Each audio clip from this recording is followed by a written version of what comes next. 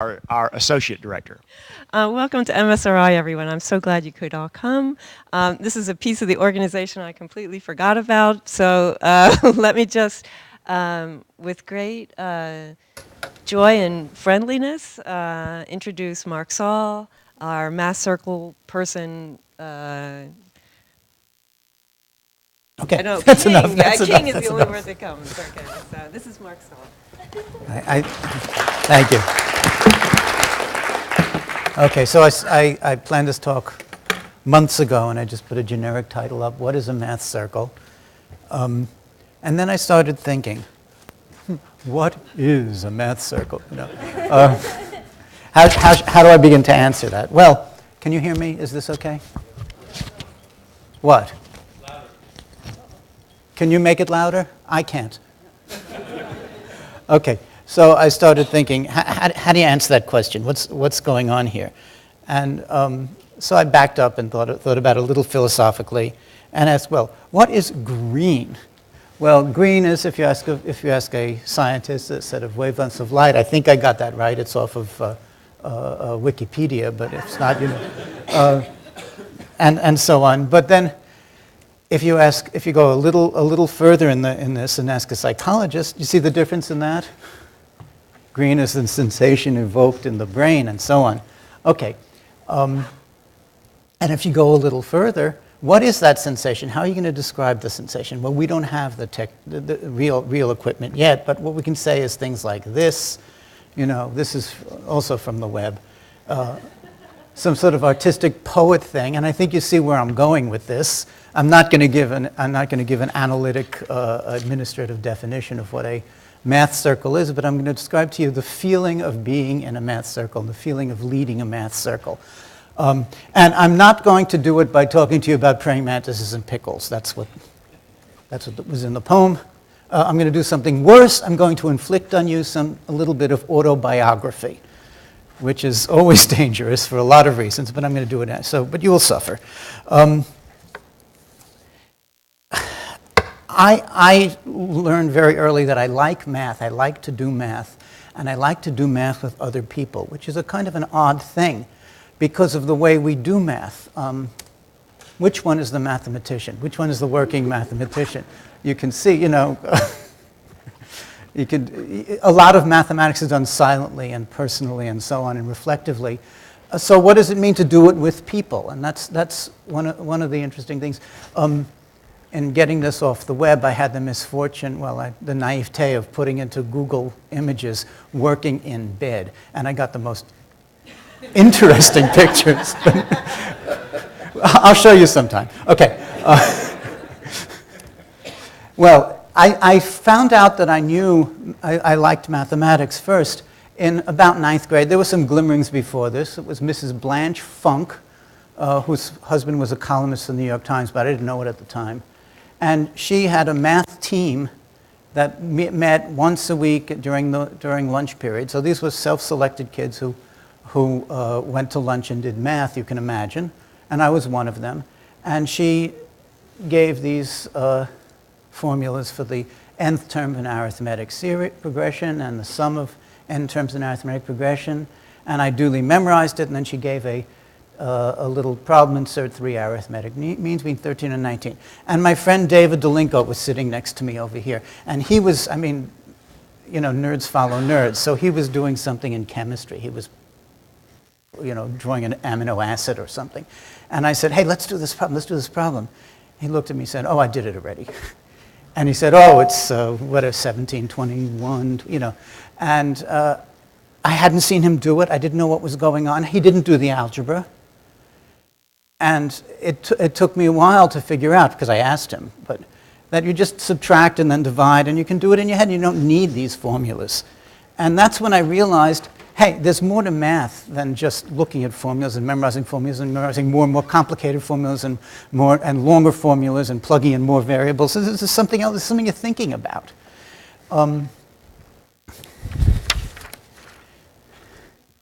So these are maxims. I put these as in case you think that this talk is rambling, which it will be, but this is something you can take away and write down in summary. Classroom techniques are powerful in general.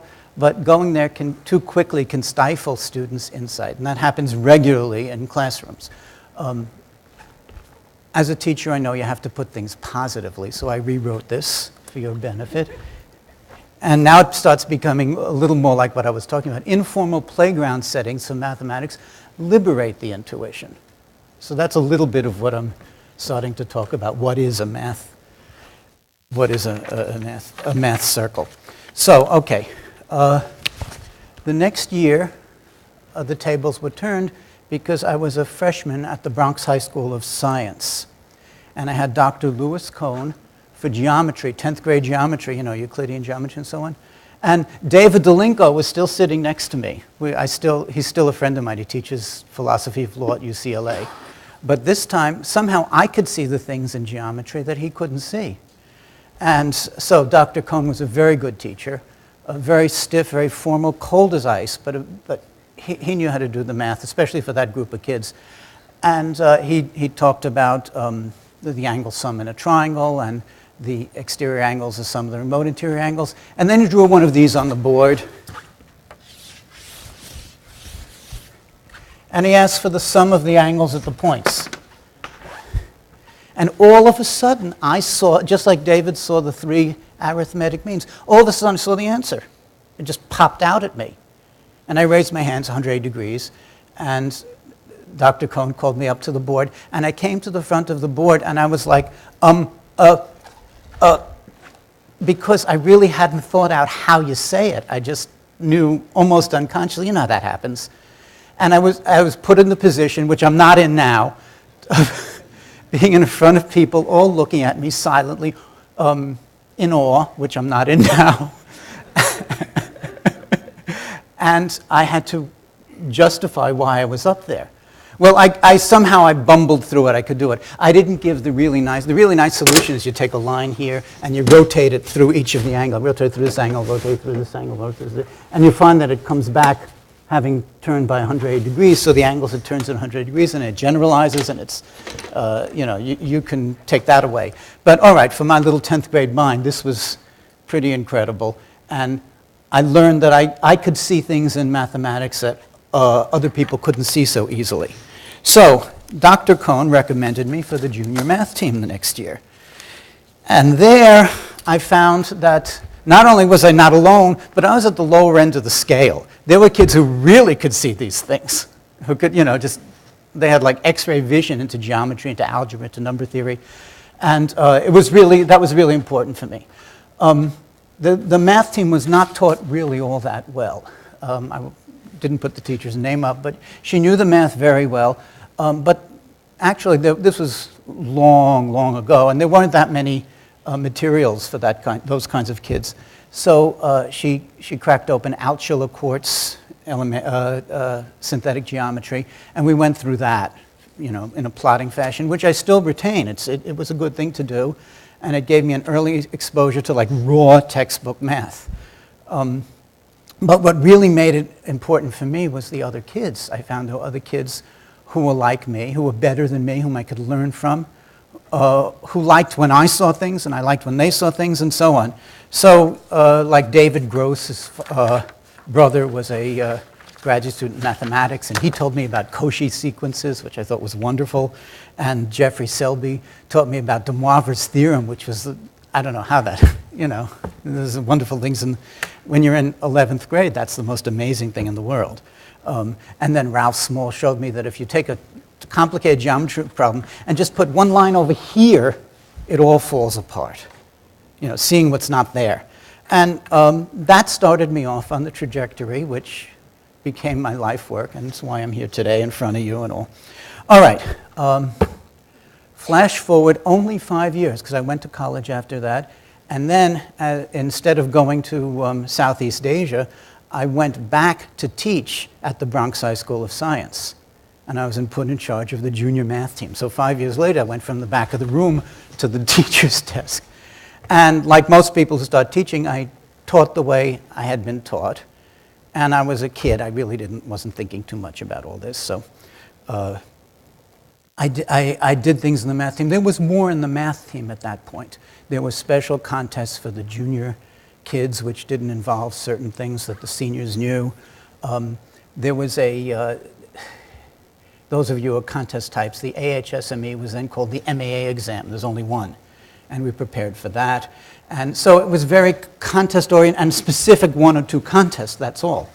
And so there were problems like this. You know, you can see this is a typical math team problem. But I learned how to make it a little bit more interesting. What if all right, so the coin is a circle, so the circle is inside. What if the circle is outside around the 3 coins? What if the coins have different radii and so on? And the things like that you could do with the kids. And I learned, and this is really important, that the kids, had learned long ago that there were smarter people than I in the world, but that some of them were 15 and 16 years old. I began to learn there, even though I was a big 6 years older than them, and had been to college, math major, all this stuff.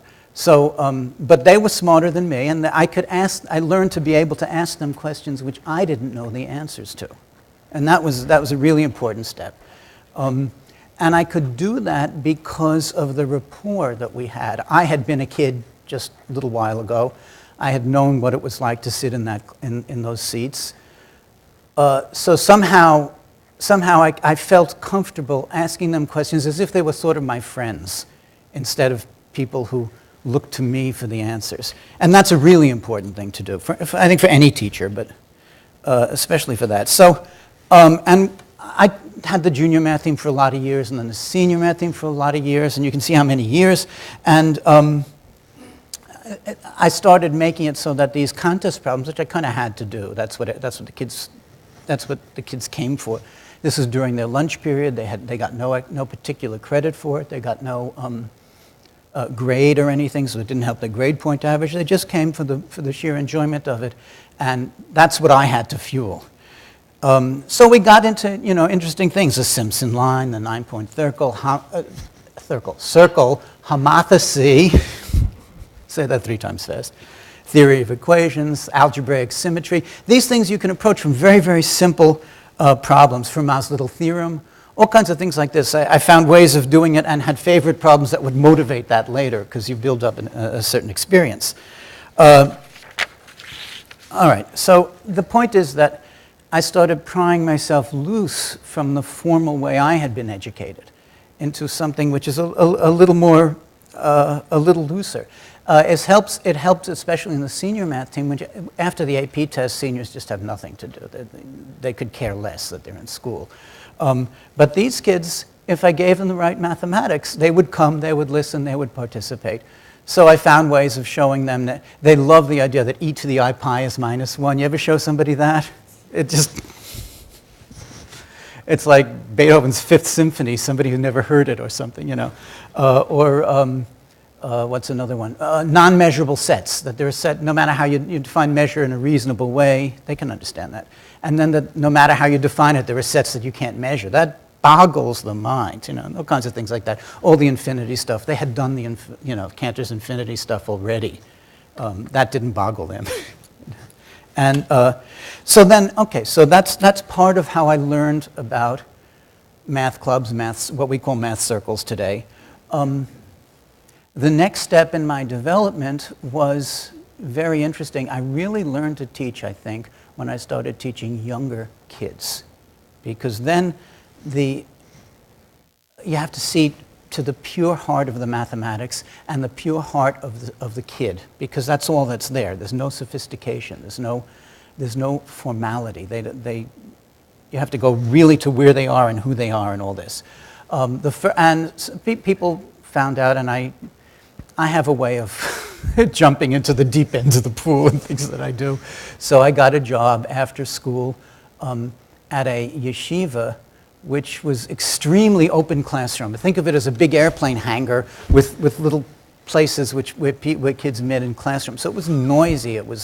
People were running around. And I had the job of taking 9 and 10 years old at 3:30 in the afternoon on Friday and do something with them. Luckily, I had computers. I had the wind behind me in that sense.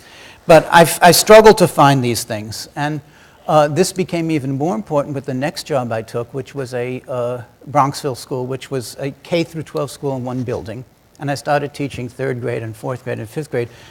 not as a classroom teacher, but as a kind of a push-in, they call it, working with those kids.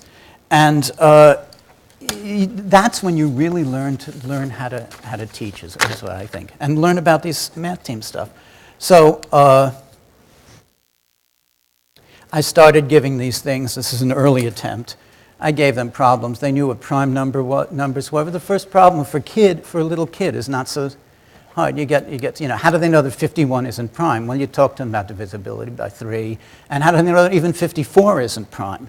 And so on. This is not as, for a little kid, a 9 or 10-year-old, that's something. And you can do number 2 in the same way. It becomes powers of numbers and so on, and they're fascinated with that.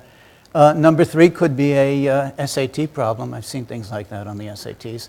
But you really have to kind of squeeze it out of your head. Even to this day, I don't know a lot of places where you can just get these off the shelf.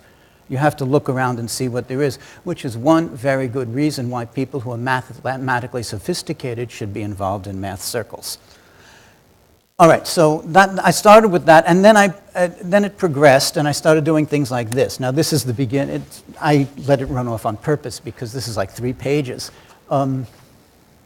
It's the math club is what we called it, and it's a story, and Trey was a kid, and Bill was another kid in the story, and Drew was another one. So I wrote these little stories with their names in it, and also, which you can't tell, and I've forgotten, with their personalities in it. So Trey says something that's very Trey-like, and Bill says something that's Billish and bilious, and Drew said something, So I had fun acting out who they were, and they didn't always see it, but it doesn't matter. They liked it. And once I did this with MSEB, but I'll leave that for another. With adults is what I meant. Okay. And the other thing that I think is important, because I'd like to stretch you. Many of you I know have done math circles. I want to try and stretch the field a little bit in the direction that I think it should be stretched. I try to stay away from things that they were going to study in the classroom anyway. And I would argue that that's a very important thing to keep in mind. You can teach a little kid addition of fractions or reducing fractions. You can teach it in an interesting way. I'm not saying don't do it, but that kid's going to learn it anyway. Maybe there's something else that you can learn. You can teach them in an equally interesting way, which they will never learn until graduate school, and then it's too late. The joy is taken out of it.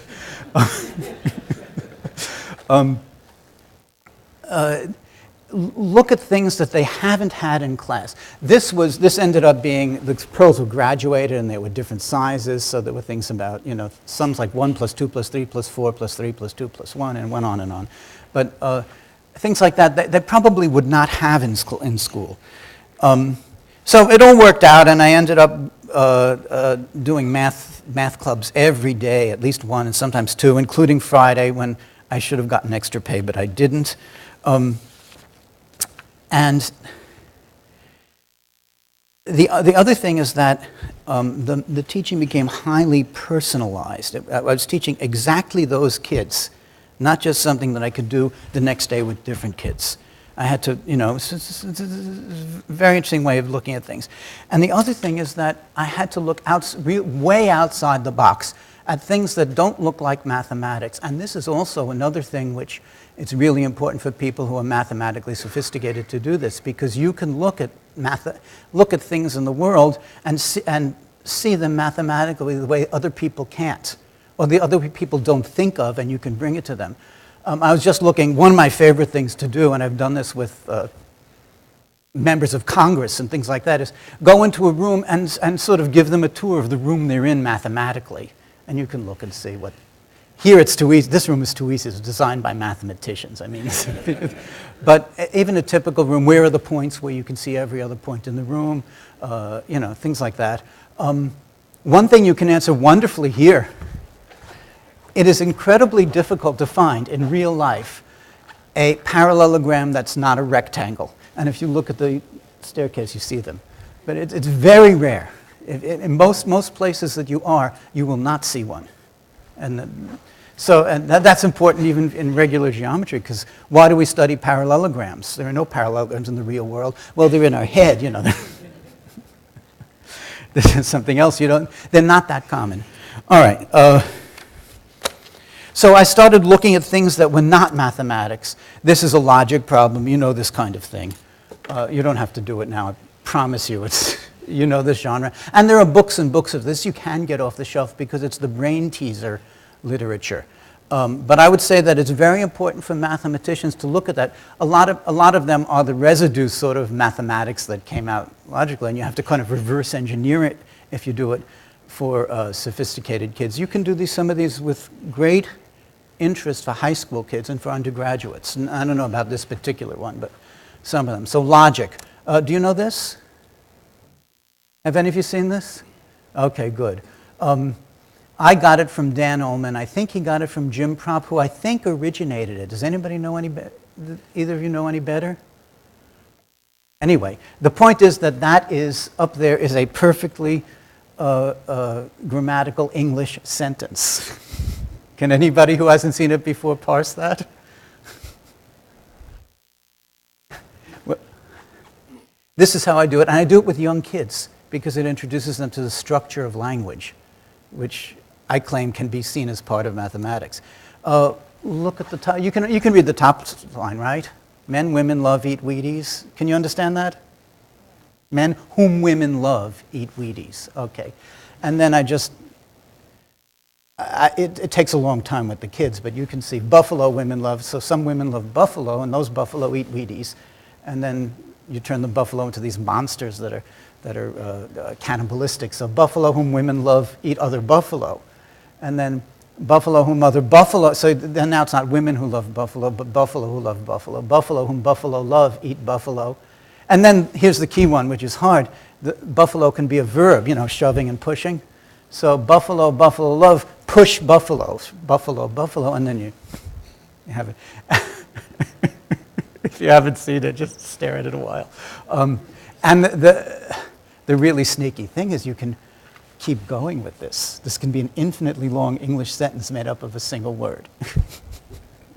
Only in English, as far as I know. I don't know any other languages that flexible. But this is the kind of thing I did with the kids, and I did it like this, and I did it in a story, and the story was the kids' personalities and so on. They didn't eat Wheaties, and it wasn't men and women loving. It was other things that kids do. All right. A couple of other things that I took a look at. Topological things. This is really, there's no time for this. I was going to do a topological thing with you here. If you come to my talk in the atrium tomorrow, I'll show it to you, I promise. But these things are wonderful to do with kids. And if you look, this one is a generalization of that one. And both of them are generalizations of, I think it's the Chinese rings over there. They look very different, but this is the kind of thing that you can point out to kids, and sometimes you can actually use it to motivate a solution. The point is to get the heart off, you see. All right, so that's some of the things. Yeah, we better not act this out. It'll be a lot of fun, but wait, do I go to 9:20 or 9:40? When do I stop? Kathy? 9:30. Let's do it. Okay, let's do it. Okay. I need 2 volunteers, these 2. Yeah. All right. Am I a volunteer too? Yeah, you're a volunteer too. So, okay, we'll do it. No, don't worry. This represents a boat. Maybe have you seen this before? Have any of you gone to been in like naval school, whatever you call that?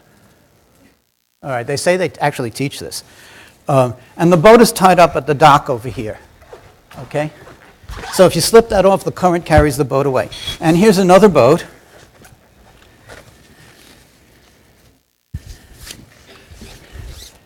And it came later, and it's tied up at the same dock. Now the rule is you can't untie it. You can't take the knot out. But the first boat wants to leave first. Can the first boat leave without the second one? Without one? Can you do it? Do you see how? We'll get to you.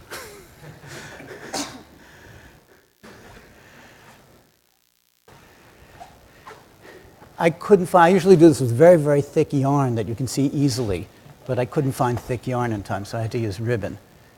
So I'm not sure if you can all see what she's, stand up if you can't see what she's doing. I'll show kind of, they're like this, but if I go up here and down again.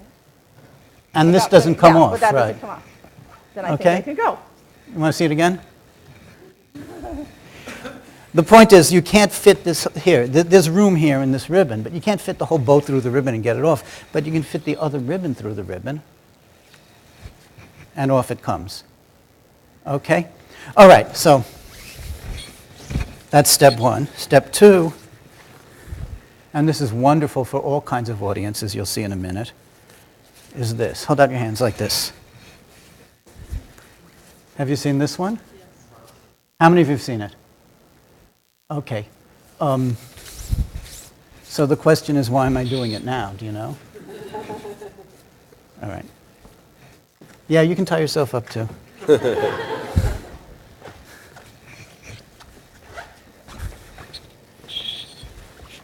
Hold out your hands, yeah. If you can't see, I'm doing the same thing to him as I did to Josh. Now, do you guys know how to do this? How to untangle each other? If you do, then put on a show for them.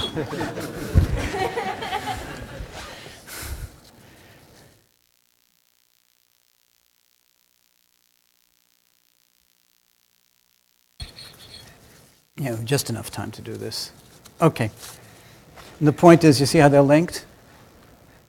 They have to get out. You have to put on a show. You can't just solve it. All right, so we'll do the final.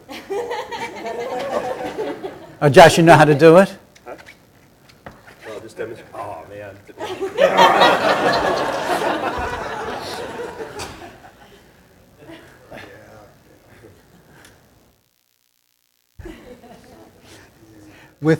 With high school kids, I play music while they're doing it. Come on, do something. Don't just stand there.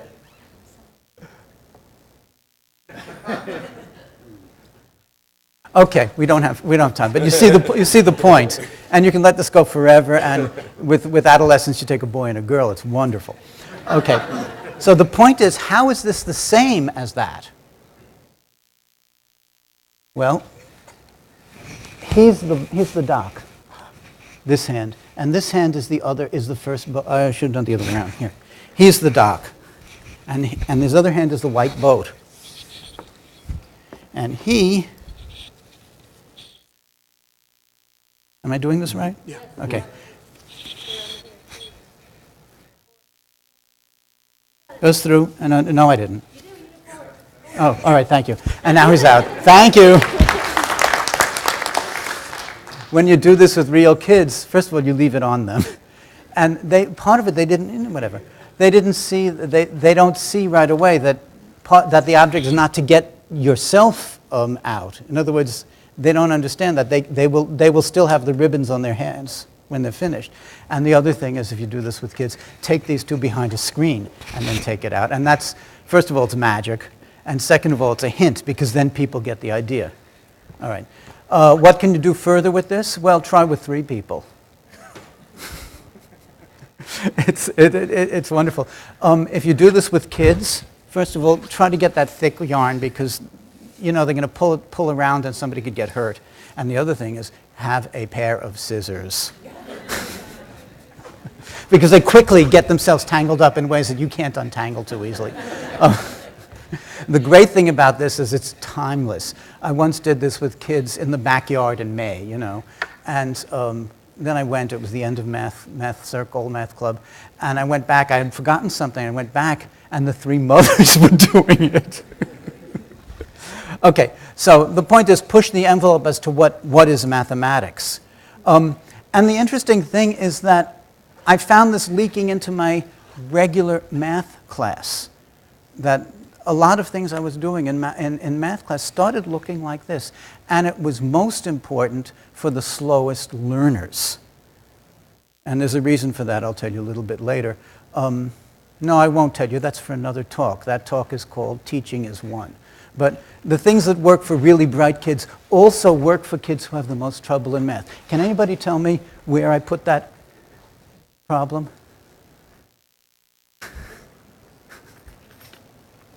Well, actually, there was a boys' room right next to my classroom. I'd put it over the urinal. And I had a whole set of these. Then the girls started complaining, so I had somebody do that, but then it got too complicated. But it's one of those things. The other thing is, oh wait, let's go back. That's a nice thing to look at. Games. Games are really important to play, and it's important to be able to look at the game and see what's the mathematics in it. So, you know the game of 24? It's sold as a card. You don't need the cards. You just take a deck of cards and deal them out. And the beauty of it is, you don't need a full deck. You don't need to be playing with a full deck. You can get.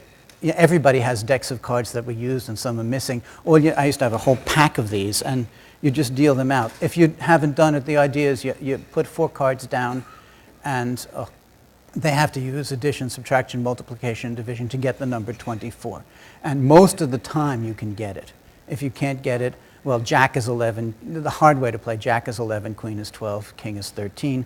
Just substitute something else for the Jack. And they get really good insights into not just 3 times 8 is 24, but what it is to be an odd number, what it is to be a prime number, how do you make an even number out of 2 odd numbers, you add them and subtract them, things like that come up. That's what I mean by looking at the mathematics in these things.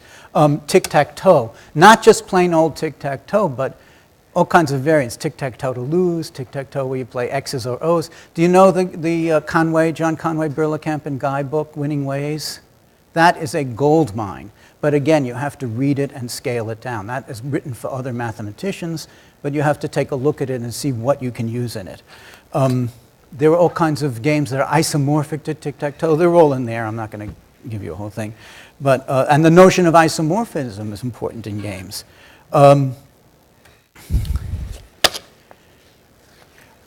I used to do things with music. Play 3 blind mice, but starting on a black note. If you start on the wrong black note, it's a little hard to do. Or sing a little phrase, what is there? One of the greatest things, and I couldn't get it for you today, and I'm really sorry, Games Magazine. Have you seen, do you know Games Magazine? It's still being published, and I couldn't find it in time an issue.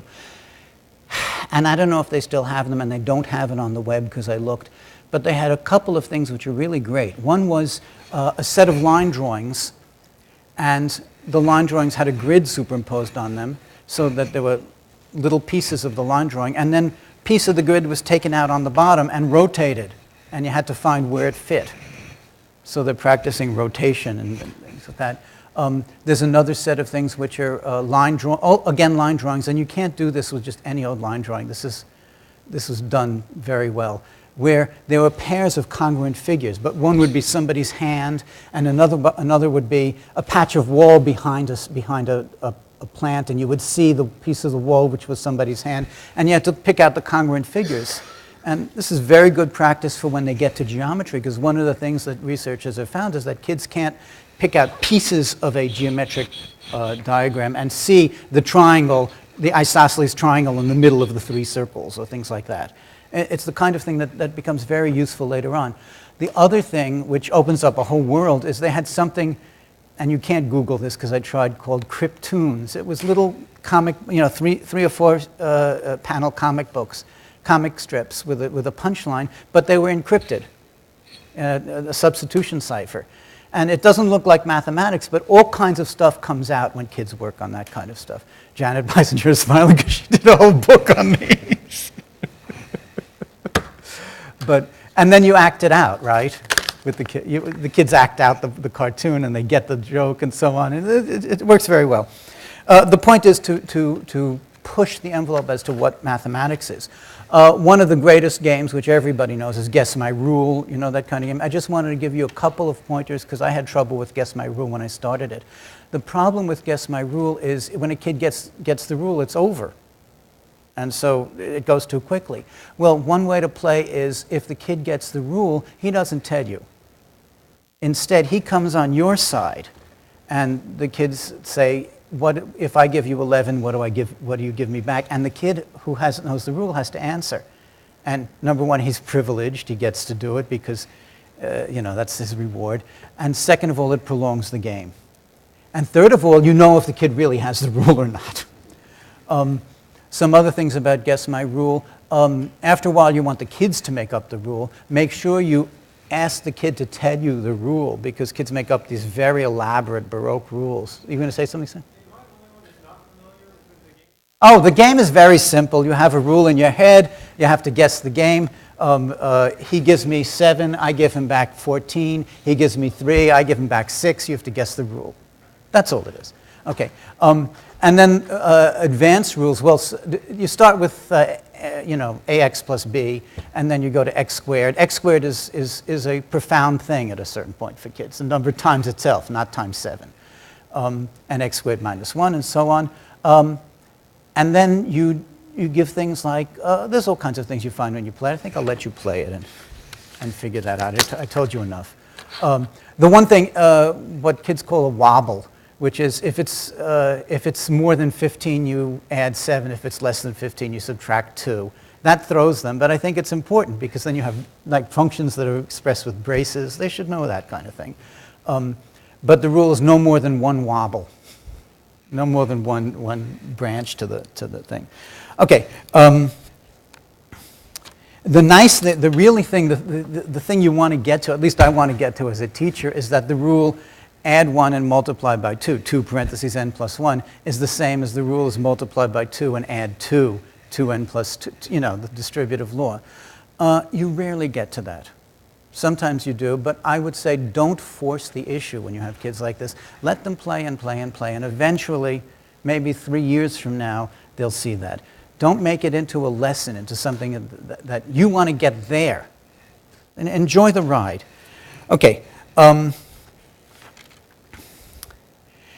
And so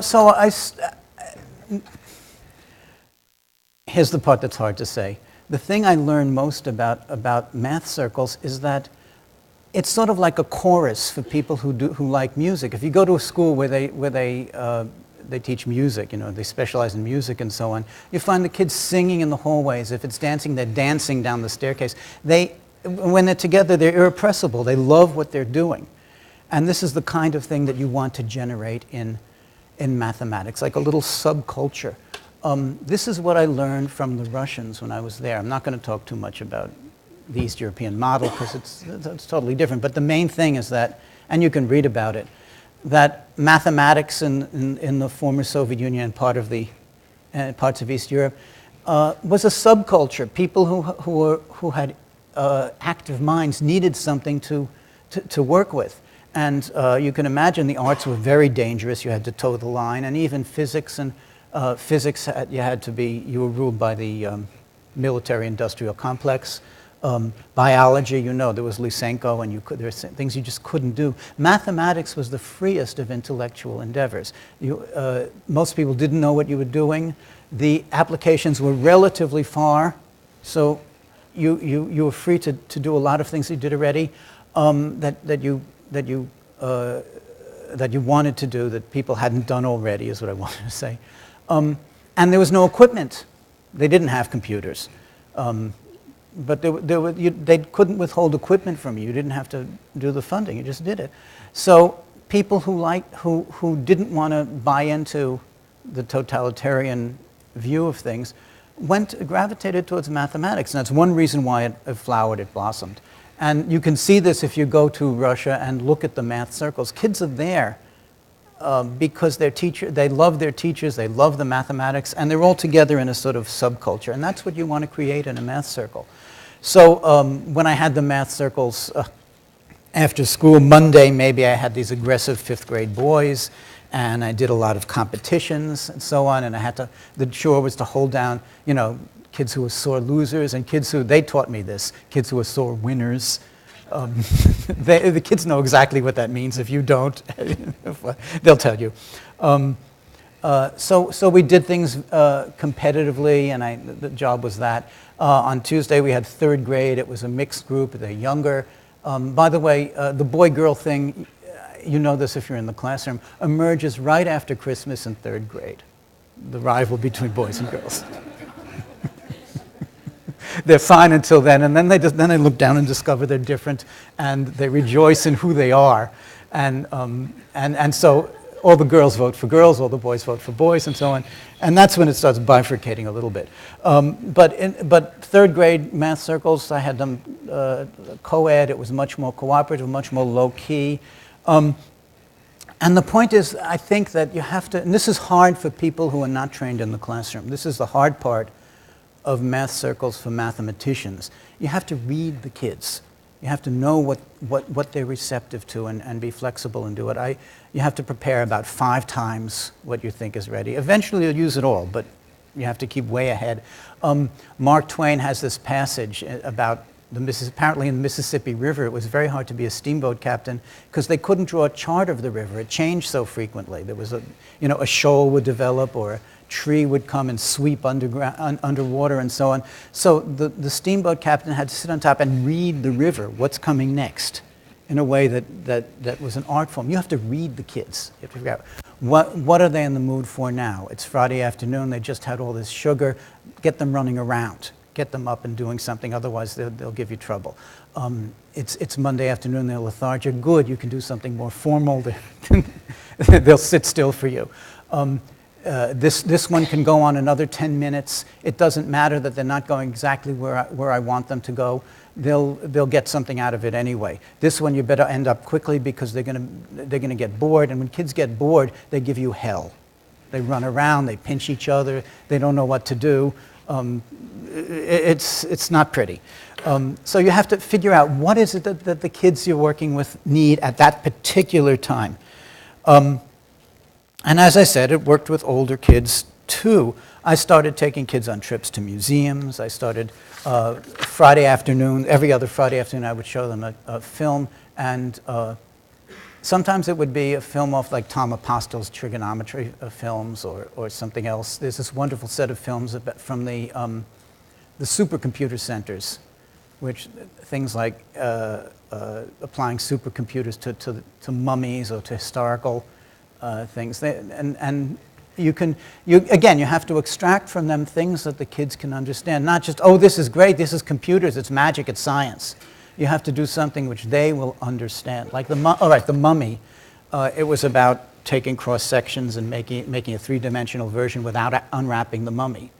So I showed them how you could take a two-dimensional figure and look at it one-dimensionally. You know, a triangle, and you have a slit, and you see just 2 points coming out and going together. And what is it? You have to think of it in your head. So they could understand that.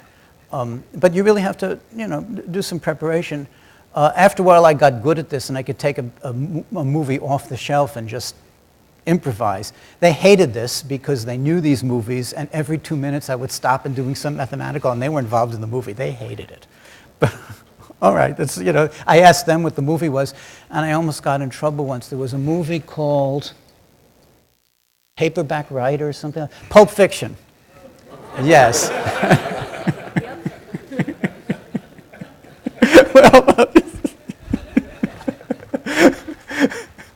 And they said, oh, it's great, you can do all kinds of mathematics with it. Well, anyway, and I actually did, only I had to stop it every 2 seconds because I didn't know what was coming ahead, and I wanted to do a lot of math. I got to do a lot of mathematics. All right, so what I want to say is that math circles for me is the best parts of teaching. It really trains you to do things the way I think teachers should be doing it. A big part of it is mind reading. People sometimes laugh at me when I said a lot of teaching is mind reading, and people put, they say that, how can you do that? It's putting it down. But I think we read minds we're very good at reading each other's minds. We do this socially all the time. Language has evolved to a very high level, but not high enough so we really know everything we need to know about another person through the language. If you have had email relationships with people and then meet them live, you know that real quick. We read each other's minds. We look into each other, and we know how we feel. We know whether we're comprehending most of the time. When we don't, it's a problem. And that's what you have to do with the kids. You have to see what is it doing. And they have to read your mind too. That's part of it. So I'll end a little early because they were so good at the ribbon thing. with an exhortation. Try to make math circles less like lessons, less like things where you know where you're beginning and you know where the ending is and you know what is in the middle. Use the freedom of the math circle environment to get kids moving around, exploring things they wouldn't explore otherwise, looking at things mathematically that they would not look at mathematically otherwise. I said this already, enjoy the ride. Don't hurtle towards something that you think they should know.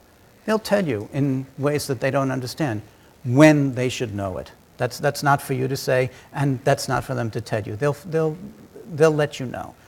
And the other thing, I didn't know how to say this, I'm going to say it 3 different ways, that the heart of teaching is motivation, and the important thing about a math circle is it's a way to motivate kids to want to do mathematics.